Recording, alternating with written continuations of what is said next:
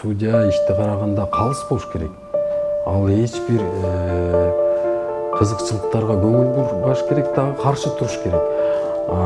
Судья мыйзамга гана жана адилеттүүлүккө баш ийиш керек. Чечим кабыл алгандачы, сиздер мындай адамдардын тагдырыначы мындай таасир бересиздер да? Албетте. Өзүнүн ыйманына бекем, өзүнө судья болуш керек да алгаччы. Судья деле адам да, чынбы?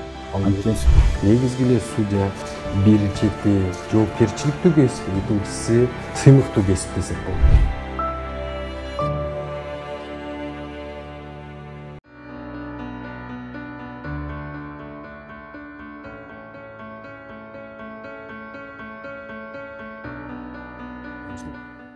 Судья болуп иштегениңизге 10 жыл болуптур да. Эгерде бир мындай мүмкүнчүлүк болсо, кайра башка кесипти тандайт белеңиз же ушул кесип сиздин сүйүктүү кесибиңиз деп айта аласызбы азыр? Бул кесип менин сүйүктүү кесибим деп айта алам, анткени бул кесиптин аркасынан бир топ тажрыйба топтодум. Бул кесиптин артынан көп нерселерди үйрөндүм. Ал эми башка кесипти тандоого ал жөнүндө чынында ойлонуп көрбөпмүн. Сиз азыр айттыңыз, бул менин сүйүктүү кесибим депчи. Бирок бул жоопкерчиликтүү кесип да. Албетте. Анткени сиздер чечим кабыл аласыздар да. Кайсы бир мындай соттошкон тараптардын мына ошондо деген сөзсүз мындай да экөө тең бир ыраазы болгон чечимдер мен билбейм, бирок болушу мүмкүн. Аз болобу? Азыраак. Эки тарап жарашуу макулдашуусу менен чечилген иштер дагы болот. Практикада бул болуп эле келет.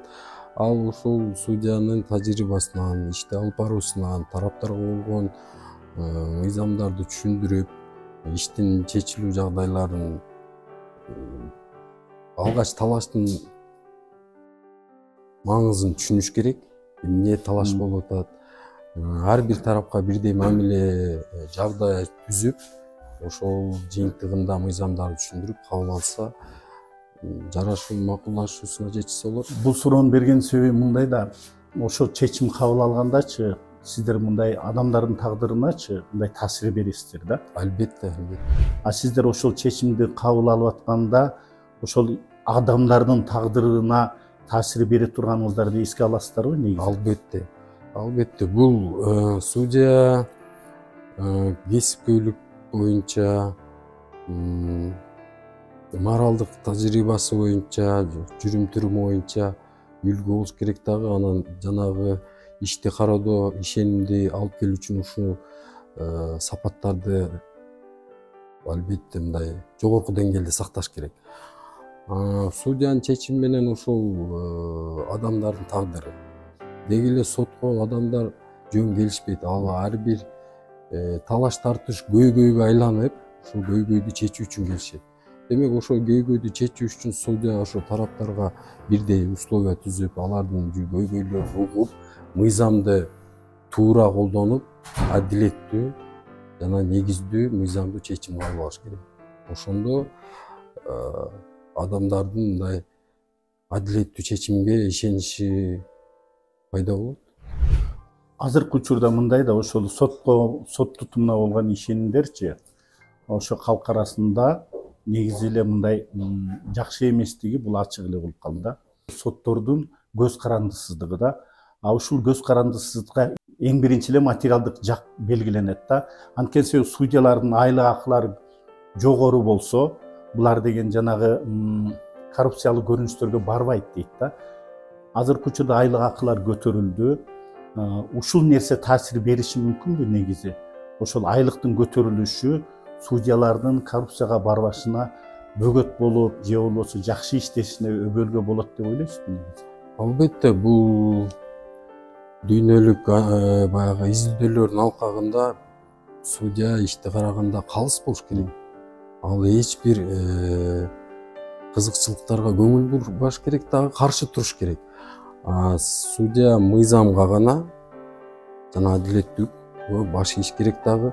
Сиз жогоруда белгилеп өткөндөй, туура жакында соттордун айлык маянасы көтөрүлдү. Бул абдан чоң таасирин тийгизет ушу коррупция менен күрөшүүдө.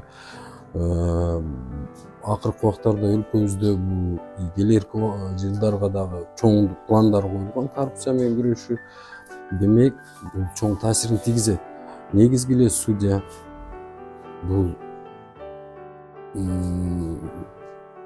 бир чети жоопкерчиликтүү кесип, экинчиси мындай сыймыктуу кесип десек болот. Анткени судья ишти карап, ушул сизге тараптар көйгөйлөр менен келди же адамдардын тагдыры бир адилеттүүлүктү орнотуш керек болот. Негизги эки максат ушул: адилеттүүлүктү орнотуш керек же жана көйгөйлөрдү адилеттүү негиздүү чечип бериш керек. Ошол менен келсе, ошондой чечимдерди кабыл алып берсеңиз, бул ойлойм баягы судьянын өзүнө болгон бир рахаты болуш керек. Баягы ушул чечимден адамдардын көйгөйүн чечип, мындай өзү ошол кылган ишин аракетинен мындай ыраазы болуш керек. Демек, көйгөйлөрдү чечкенде сиз жогоруда белгилеп өттүңүз, ушу айлык майнасын көтөрдүк. Ар бир судья өзүнүн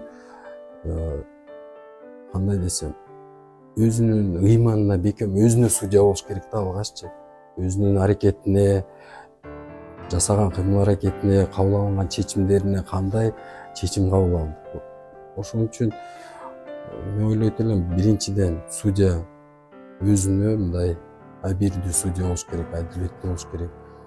Анткени бул жашоо 5 күндүк жашоо деп өзү элибизде көп сөздөр бар. Жоопкерчилик дегенди сезе билиш керек да. Эмне себептен ошол эл арасында ошол судьялар, соттор дейт да, коррупцияга байланыштырышат дагы терс пикирлер көп. Себеби эмнеде мунун? Эми бул эл арасында сөздөр бир четинен жөн эмес. Ага негиз болгон жагдайлар бар. Баягы мынакей азыр 21-кылымдамыз. Массалык маалымат каражаттары өнүккөн кылымда жашап атабыз. Ошо биздин эми судьялардын арасынан деле баягы мындай коррупцияга шектелип иштер жүрүп атат. Ошондуктан бирин карымайды, бир кумалак бузат дегенде ошол ал нерсе, ошондой көрүнүштөр жалпы системага сөз тийгизип коет. Ошондуктан элдердин арасында ушундай сөздөр жүрөт деп ойлойм. Негизи сиздер өзүңүздөр да кесиптештер отурганда ушул жөнүндө сөз кыласыңарбы негизи? Кесиптештер, албетте, биз баягы бир малдын мүйүзү зыркыраса, 1000 малдын мүйүзү зыркырайт дейт. Биз ушу кесиптердин арасында сөз болот, айтылат. Ар бир ушундай бир жагымсыз окуя болгондо жыйналыштар өткөрүлөт. Атайын мындай иш-чаралар, программалар иштелип чыккан. Бул реформанын алкагында реформа жүрүп жатпайбы акыркы убактарда? Максаттуу мамлекеттик программада. Ошонун алкагында ар бир ушундай бир жагымсыз окуялар болгондо, не только бир гана болгондо эмес, аны алдын алуу максатында пландарды иштеп чыгып, чогулуштарды өткөрүп, мындай чаралар көрүп турат. Судья деле адам да, чынбы? Анткени себеби мындай да муктаждык болот да адамдардачы. Анан сиздер ушул жерде иштейсиздер, башка бир кесиптин ээлери болуп, айрым бир ээлери бош учурда такси айдап акча табышы мүмкүн, же базарга чыгышы мүмкүн, же бир башка ишкерликме алек болушу мүмкүн да. Сиздер андай кыла албайсыздар да. Ошондуктан азыркы учурда айлык маянанын жогорулашы бул судьяларга болгон ошол стимул болду. Негизи ушул зарылчылык бар беле өзү негизи? Зарылчылык бар болчу. Анткени